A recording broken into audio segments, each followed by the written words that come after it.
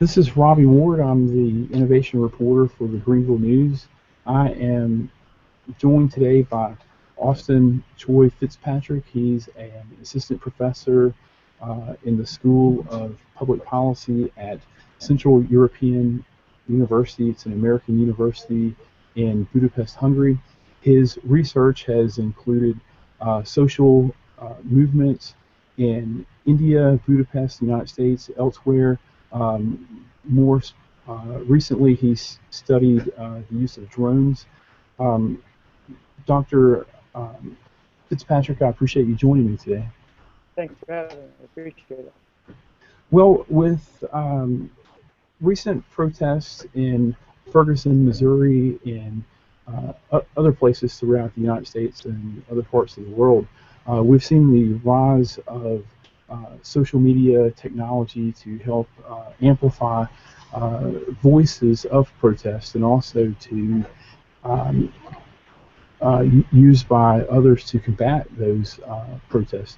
Um, how do you see the value, the risk of adding the element of social media and other digital tools to protests? That's a great question. This is an interesting interplay between social movements and those they're trying to influence, whether it's social movement, it's the actual state itself, or it's bystanders, the general public.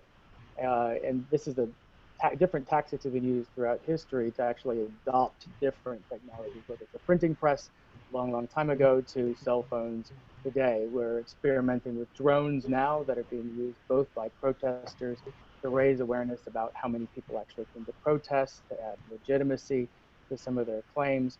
We're also seeing it being used by the police, which has led to a large conversation, certainly in the United States, about whether or not the police surveillance is actually, whether it's prudent actually to use this sort of technology when the police are monitoring protesters. So it's a double-edged sword in many cases.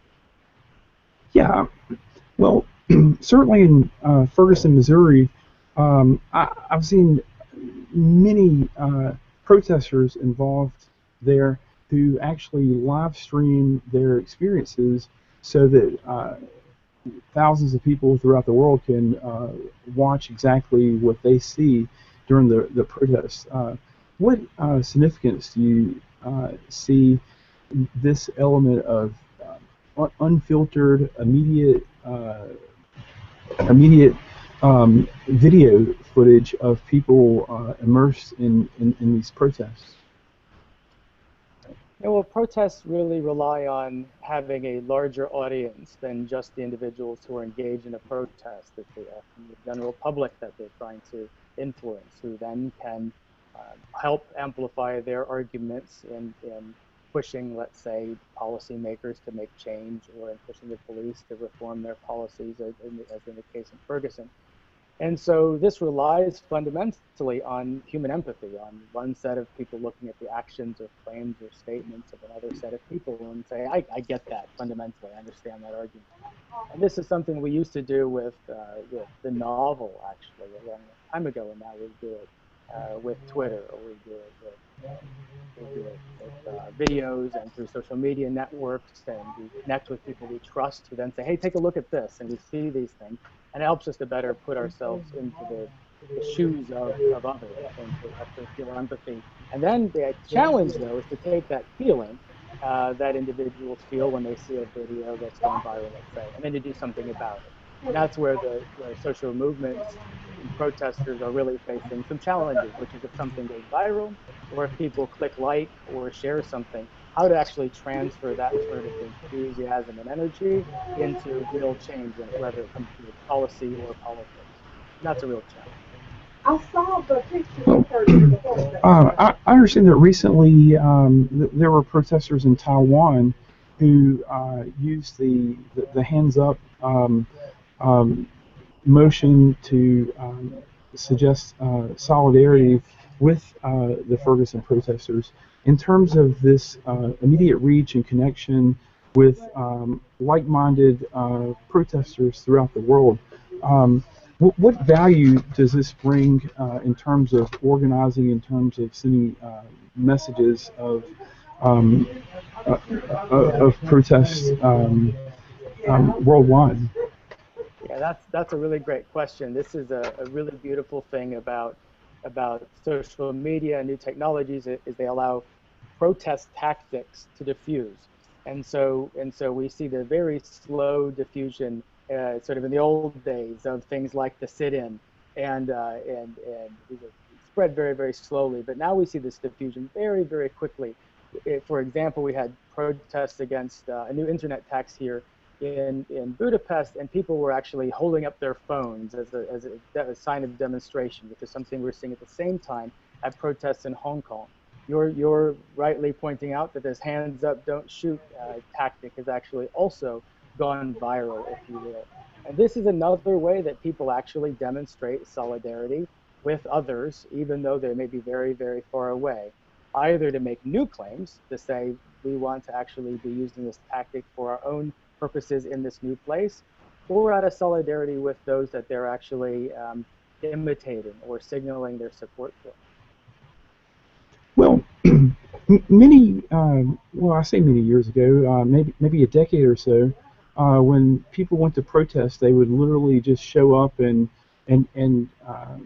march or chant or whatever they did in the actual physical world. But now um, there's this almost essential element of having to engage in the social media world.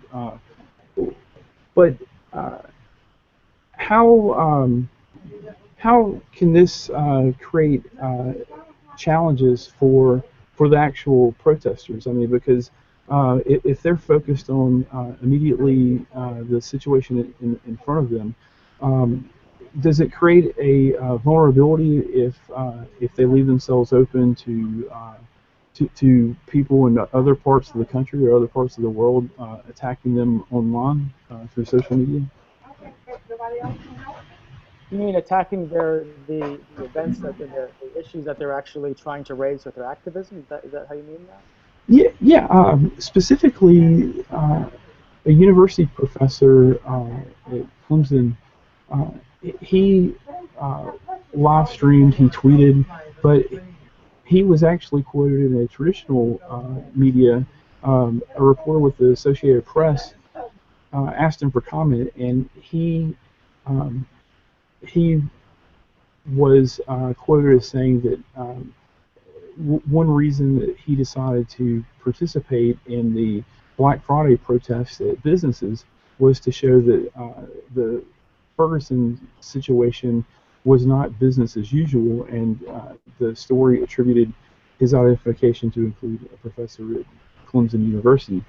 And from there, people opposed to the protest, they went on Twitter and they attacked him. They called him a domestic terrorist, many other things, and they used the university's Twitter handle to peg the university to essentially criticize him in front of his university.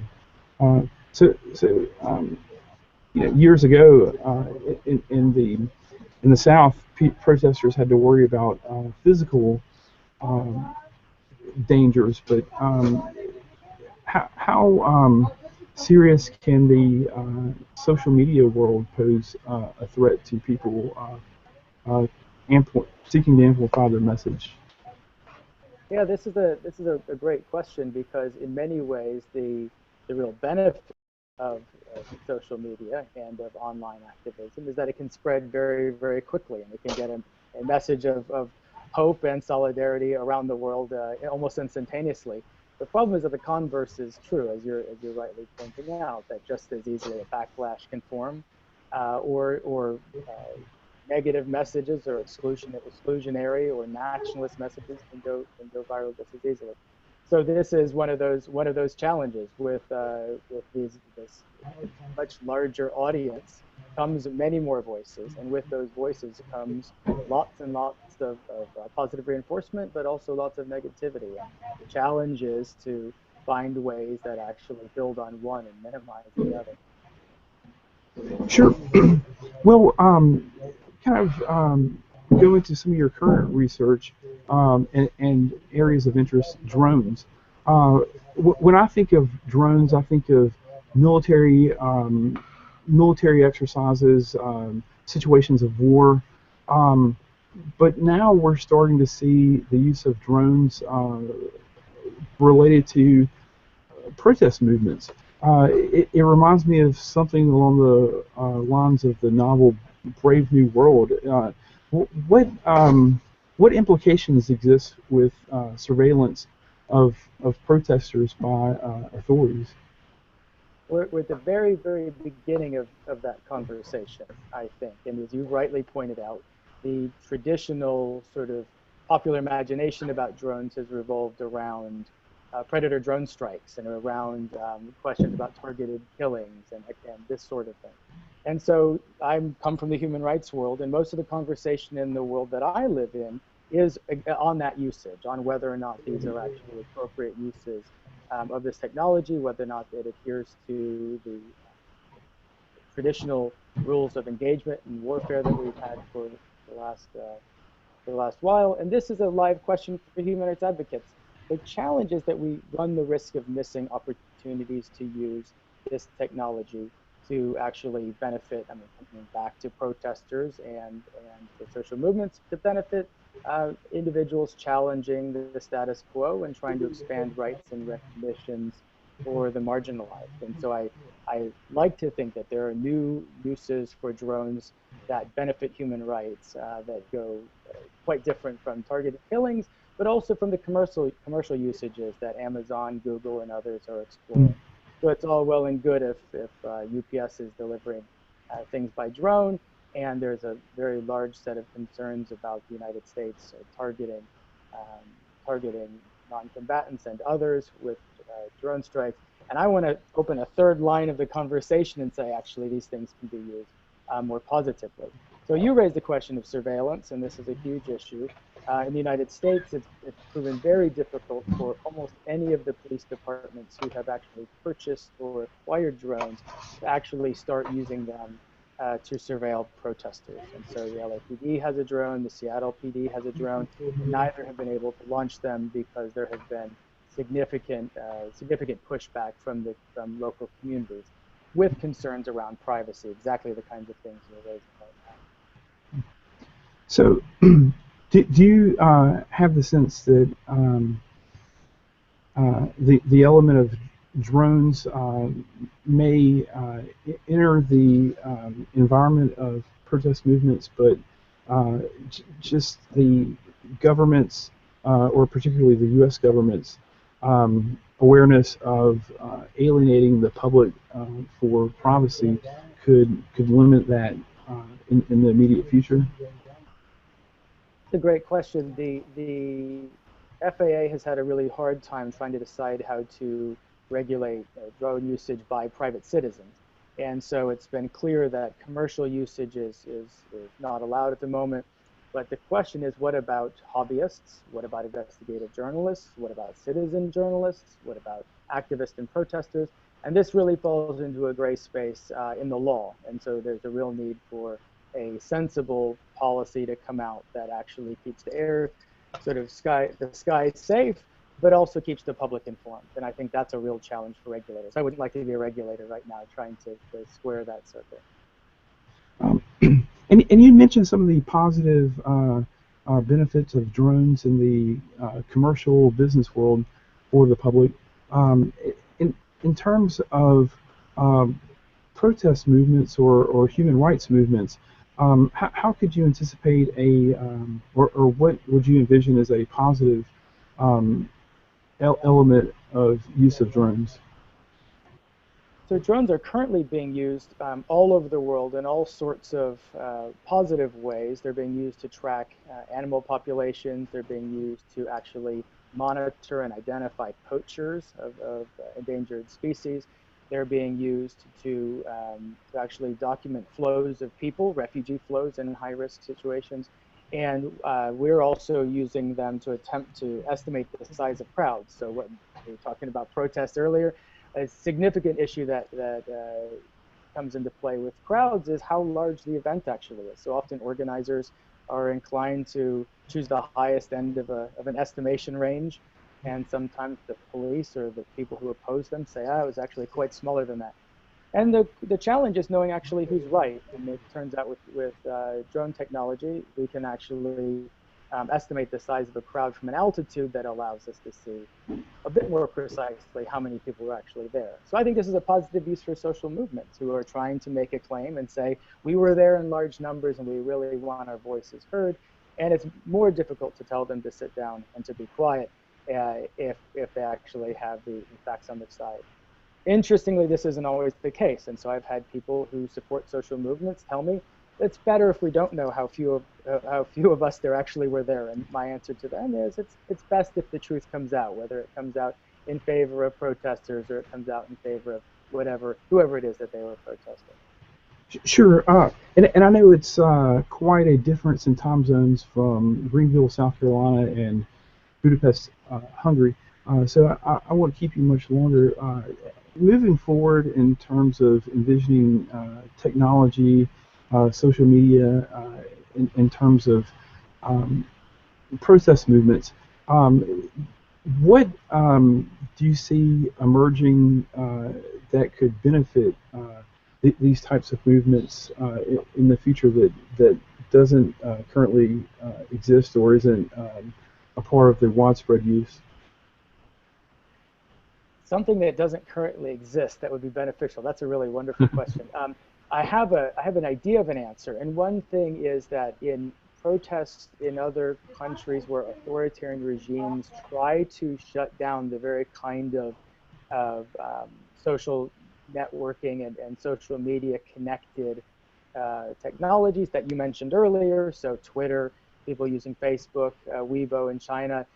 It's interesting because we see in a couple of protests where the government that's being protested actually just walked over to the panel that controls the internet and turned it off. It's kind of an unimaginable thing in the United States where we have a wide range and choice of service providers. We have internet on our phones or at home or on our TVs or whatever. But there are actually countries in which the entire internet can be turned off by somebody who actually has that switch. So in those cases, that never happens just before good things happen. It always happens before repression. And so the question is, how can you keep these channels, these important lines of communication open to the outside world? Get back to something we were talking about earlier, so that the outside can bear witness, can feel empathy, can take action. How do you keep those lines of communication open? So one idea I've had is actually to mount satellite-connected routers or cell phones to the undersides of drones and fly them over crowds, and then provide sort of a wireless blanket of satellite-fed internet that would allow protesters to actually continue to access the internet and to sort of bear witness to the outside world using their handheld devices, despite a block or lockdown or blackout from the authorities. This is all extremely fascinating, particularly as it's literally happening as we watch on live streams and participate on social media. I really appreciate you taking a few moments to speak with me, and I also look forward to your future research. So I know that it's getting late in Budapest, and so thanks once again, Dr. Joy Fitzpatrick. Great, thank you. I appreciate the time.